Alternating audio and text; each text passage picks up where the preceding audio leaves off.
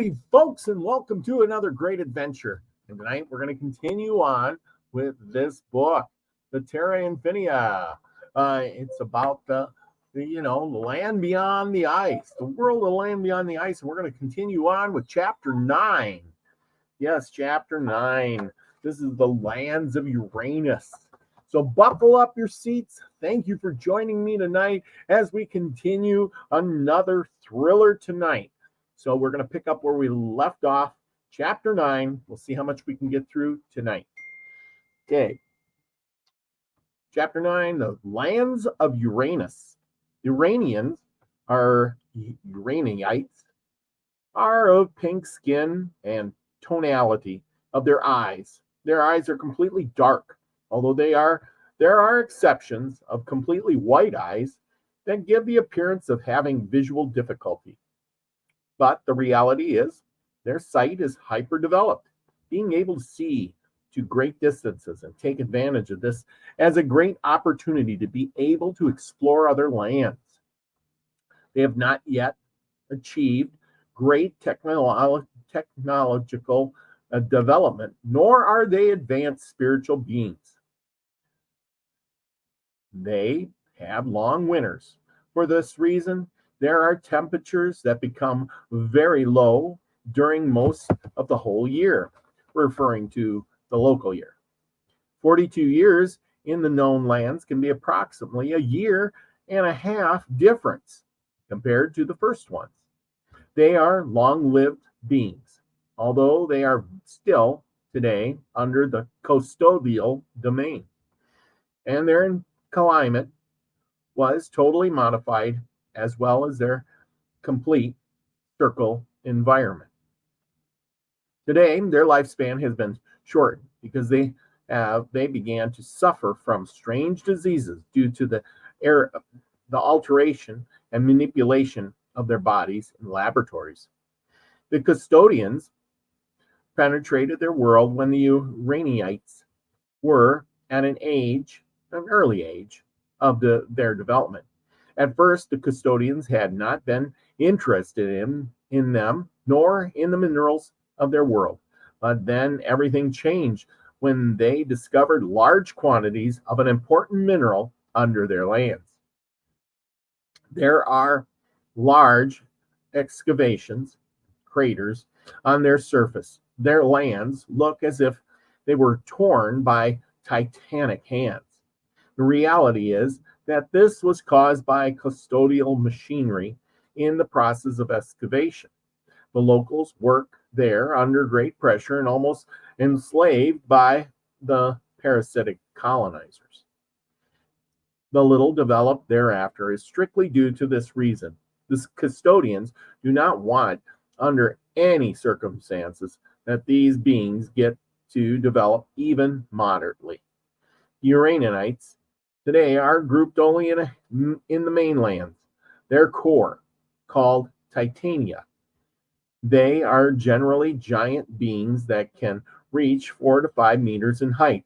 They have 2 very long arms and feed exclusively on vegetables that grow in the lands or around them. The other lands that surround the Great Wall in this enormous world are of similar climate to those of lands of Neptune. Okay, that concludes chapter 9. Chapter 10, the lands of Jupiter. In this huge circle environment, we find several lands, and each of them have different ways of life. The natives of these lands identify with their birth lands and are clearly divided amongst themselves, there being great wars in the past between different factions of the same race. They live almost constant interval warfare, and this is due to the influence of the Anunnaki when they invade their lands in an early age. Well, they always getting enslaved somewhere. I swear, they always get enslaved. There we go. You don't have to look at me so much. And there we go. lands beyond the ice. Wouldn't you know it? They live in almost, okay. The vast majority of those who rule today are in the center, their core, called or known as the land of Zeus. According to the history that could be gathered from this interesting world, is that one of the high-ranking Anunnaki leaders lived or lives in these lands along with the leaders of Jupiter lands.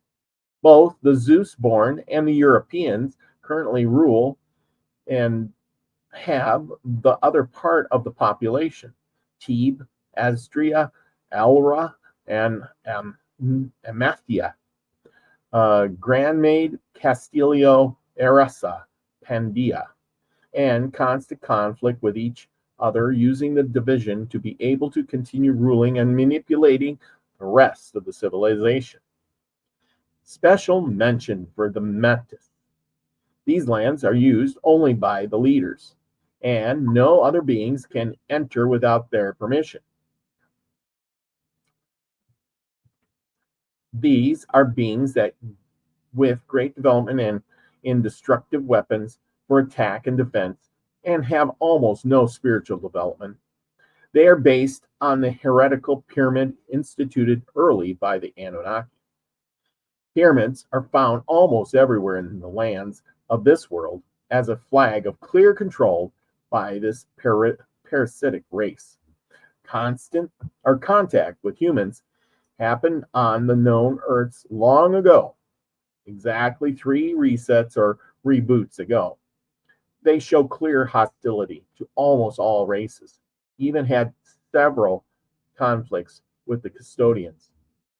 They studied the human being for a while, since they have large laboratories with great scientific advances for the modification and manipulation of beings. These beings are of short stature in comparison. 1.5 meters or so, are known for their particular eyes and big head. They are carnivorous and feed mostly on animals that are born on the surface of the lands. Chapter 11, Pegasus. Yes, Pegasus. Chapter 11. Go on with Pegasus. The lands of Pegasus, near Jupiter and Hercules, became a great headache for several races for a long time.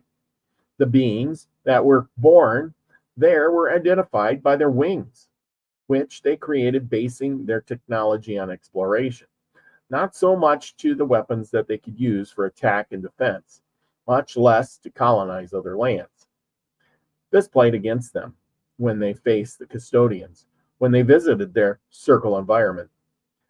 But surely their surprise was greater when they found that these beings moved through the skies without great difficulty because of their great metallic wings, and that beat back and forth, almost dancing throughout the firmament of this beautiful world. It required no great effort to take these lands, and the Latians, as they are called because of their great central lands, came to an agreement with the custodians that ended up harming them extensively. They lost much of the mineral wealth of their lands, as well as shared their technology and advancements with their, thus further helped the custodians to advance in the development to penetrate the celestial lands. The Latians realized too late the real plans of their colonizers, and several revolts were generated that ended in massacres of the winged ones. Some say that this race ceased to exist, and there are other versions that have even since seen them in other lands, but they are confused with the beings called angels of the lands of the same name. Since they are also close to the lands of Jupiter, they also have large white wings. Latinians usually wear their long white hair with great development in alchemy and scientific advancement. They are not usually hostile to other races, but brought their race to a critical point of its disappearance when fighting against their oppressor. Chapter 12, Aldebaran. In Aldebaran B live the Terturios, or the Terturians, and they have great relation to what you know from the past stories like the Minotaur, the monster with the bull's head and the human body. The Terturians are a faith reflection of the representation, and if we dig deeper, we could find a great relationship between the Terturians, or Terturianos, and the human beings in past resets. Some stories of the giants confirm that the Terturios fed on human flesh, but in recent times, the Terturians proved to be benevolent beings who were able to end the custodial rule a very long time ago. Since then, they are not well regarded by the races of that dominate within the Great Dome, since they have saved several races and species that were about to become extinct. Even those races that had not been able to develop their potential due to attacks of the parasites already mentioned. Their genetic material has been modified several times, but they have not been able to modify their empathy and love for life in other worlds. It should be noted that at the beginning of their development, this was not the case, for the reason great wars were carried out within their territory. They are carnivorous beings only, and nowadays they can be found scattered in several other circle environments. They are also beings that were dedicated from the beginning to spiritual development, although they have great knowledge in exploration ships and weapons. I've had direct contact with some Terturians, as they have lived with the Ananakim giants for a long time, and have shared their technology and wisdom with us, and have developed us a lot to survive after the Great War. It is very common that both giants, Terturians, Titans, and several other beings are represented in the stories told in their lands as evil beings that feed on their pain, suffering, or even their flesh, although the later is in the remote past, and it could be true. That is why the representations of their imposing figures are often rejected in the new humanity. They are beings that can measure up to 4.5 meters in height and are differentiated from the rest by large horns that are often cut from small. Albarian A has animal and plant life, but the Terturians do not want to live in that area because of the violent past where much blood was shed. A great interval war between the beings of the two lands led to complete extinction of people living there. For that reason, and out of the respect for the memory of all those who have lost their lives there, it was decided not to use them. Wars, wars, and wars. Chapter 13, the lands of Saturn. The Saturnians are beings of very tall stature. Some reach up to 14 meters in height. Their psychic development, along with their imposing figures, made them very strong beings for that reason, and for their great technological advancement. They were never conquered by any parasitic race.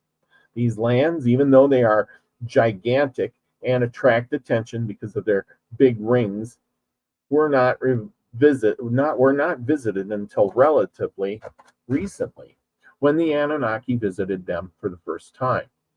They came to a quick agreement because they saw these lands and the native beings as very hard and difficult to colonize. The Anunnaki were coming from hard times of many wars in several places, especially in the known lands, and they did not want to, or rather could not, have another big war. They knew that they did not have much chance against the Saturnians for that reason. They prefer or they preferred to have friendly relations with their leaders. The funny thing is that when they tried to find leaders, they realized that it did not work that way there. The heretical pyramid of which they were so used to did not exist. And there were no leaders or anyone representing their race, or they simply all did as a whole. Their great psychic power united to carry out decisions that would satisfy everyone. Oh boy, the Borg. And benefit the entire race. These Titans were really united. The exploration ships that possessed were extremely advanced for the time, and it's said that they taught the Anunnaki a lot about the Great Dome, as they were able to visit on several occasions. They flatly refused to help them to penetrate the celestial lands, as they consider it to be sacred, like so many other races. These beings are flibrious, and they usually have a bluish color in almost all their body, and white tones in their abdomen. These Titans visited the known lands on several occasions during different resets, carrying thousands of stories that are today intermingled with the mythology of the custodian manipulation. Some have been immortalized in the known lands. They can be found on large stones, mountains, or trees, as some suffered from custodial technology long ago. Although, along with the Anunnaki, these beings are feared by the custodians and the Anunnaki, as they are considered them a real danger to their plans to conquer the celestial lands. Chapter 14, the Lands of Orion. Right, Lands of Orion. Who doesn't like that? These lands are dominated by beings known as Greys, generally of small stature, between 1.3 and 1.4 meters high. They are beings of great psychic and scientific development. Their laboratories are extremely advanced, for undoubtedly the best that they can be found within the Great Dome. They have been experimenting with many races. They have in their possession knowledge about all of them existing here, and the custodians have used them on several occasions in their obsession to try to achieve penetration into the celestial lands. But as everything tried was a failure, many of these beings were busy analyzing the human being in depth, carrying out abductions and other genetic tests. They are beings that lack empathy and are generally hostile towards humans. Only on a few occasions have they shown compassion, but cases of abductees who have had really bad experience abound. They have been abducting and experimenting with human beings for a long time. In fact, in the time before the last reset and other resets as well, they were already experimenting with us. The curious thing was when they tried to do it during the time of the great advance Tartary, where free energy was controlled and very superior technology for that time. The ships of the Greys were destroyed almost by thousands a day.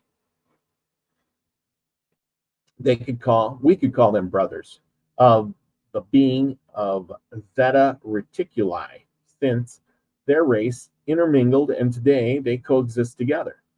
In the time before the Great War, these beings were in control of the known lands for a short period of time, as the custodian and Anunnaki leaders had major uprising problems in another circle environment.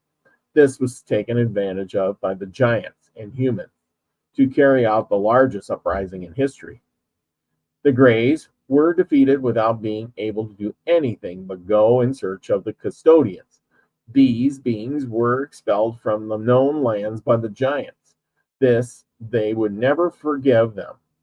And although there were later meetings with the giant leaders, it is well known that they detest them, and that they feel the feeling is mutual. The greatest leader of the gray beings died in the known lands and generated that the hatred that they had for the humanity was raised even more. The Greys colonized independent lands but never came to dominate any other circle environment on their own. The beings of Zeta Reticuli were colonized by the Anunnaki and used in their great expeditions towards the exploration of other lands. On the other hand, the Greys of Orion followed a similar path, but on the custodial side, with the great difference that the Orion Greys really revealed themselves when the human uprising existed. The death of their great leader caused a deep hatred toward the custodians for the task of taking care of other people's lands. Several battles existed between them, which further facilitated the power of the great Tartarians in the known lands. Although it was never managed to have them as allies since they hate humans, the truth is that there was an exchange of technology between the gray leaders and the humans, but they fell into the hands of the elite and were used against and for the destruction of the race itself. Gray beings can also be found in the land of Mars, which is large and experimental land, but where both the custodians and the Anunnaki jointly control. The human colony there clashed several times against the Greys, but were defeated in all those battles. They are cloning to subsist as a race and are very robotic in their functions. They are devoid of any kind of emotion or empathy. They came very close to being totally exterminated in the past.